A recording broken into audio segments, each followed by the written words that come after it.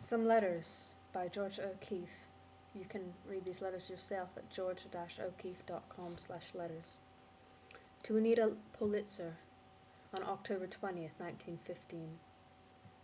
Anita, what is art anyway? When I think about how hopelessly unable I am to answer that question, I cannot, feeling like a farce, pretending to teach anybody anything about it.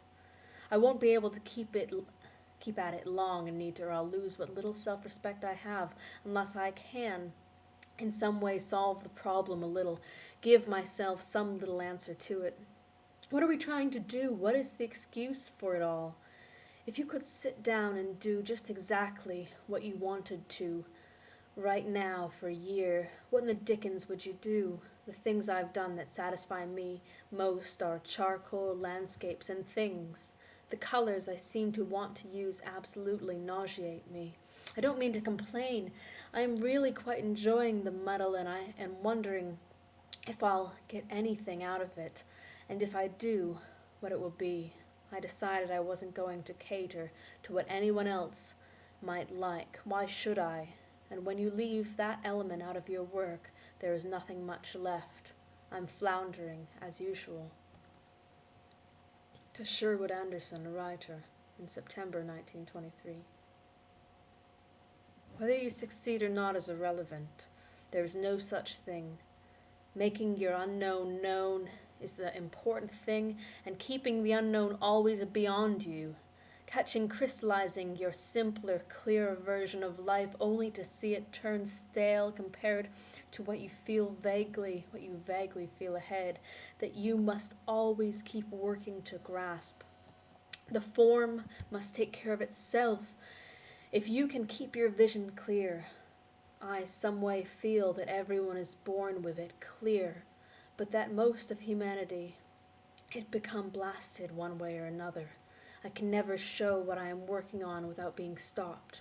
Whether it is liked or disliked, I am affected in the same way, sort of paralyzed. To the director of the Cleveland Art Museum, William M. Milliken, on November 1st, 1930.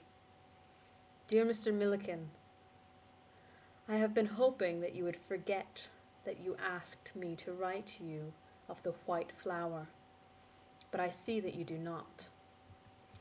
It is easier for me to paint it than write about it, and I would so much rather people would look at it than read about it. I see no reason for painting anything that can be put into any other form as well. At the time I made this painting, outside my door that opened on a wide stretch of desert, these flowers bloomed all summer in the daytime. The large white flower with a golden heart is something I have to say about white, quite different from what white has been meaning to me.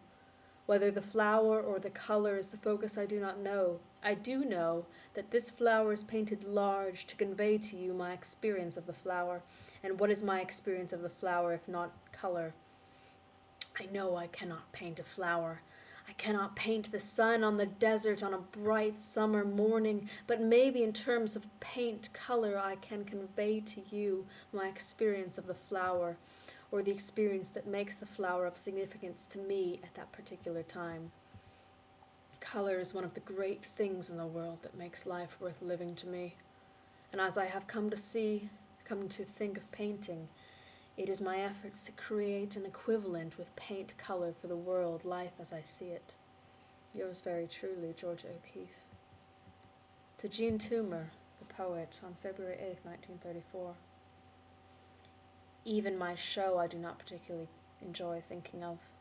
There are paintings of so many things that may be unpaintable, and still that cannot be so.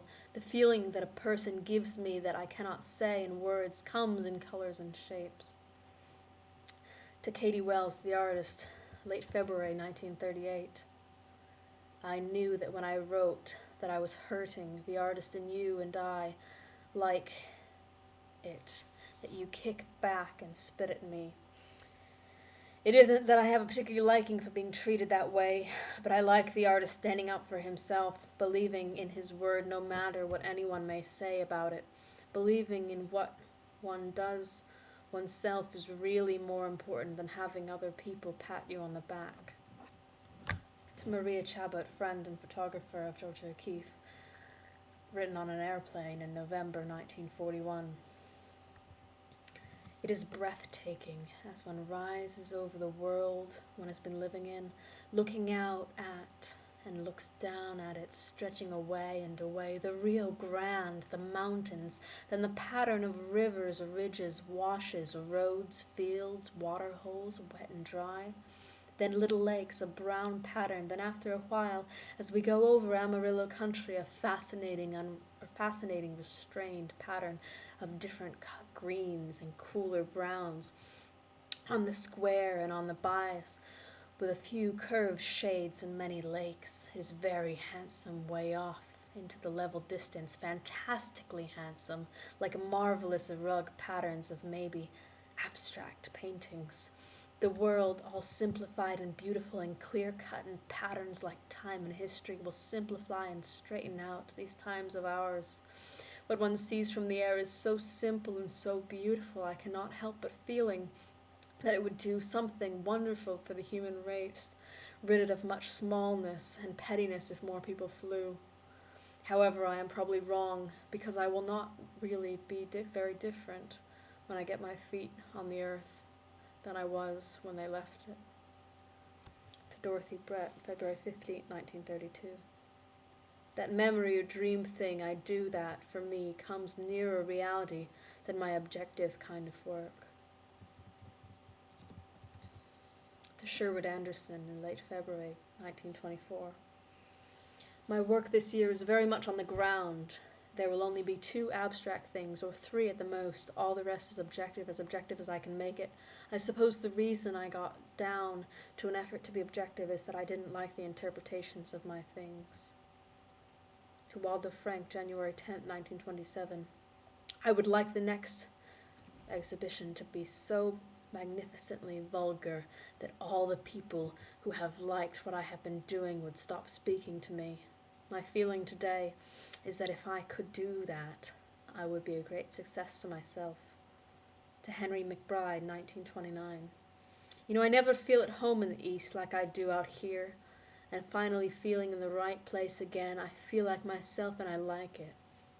Out the very large window to rich green alfalfa fields, then the sagebrush, and beyond, a most perfect mountain. It makes me feel like flying, and I don't care what becomes of art. Thanks. Again, you can find those letters and more at georgia-o'keeffe.com/letters. Cheers.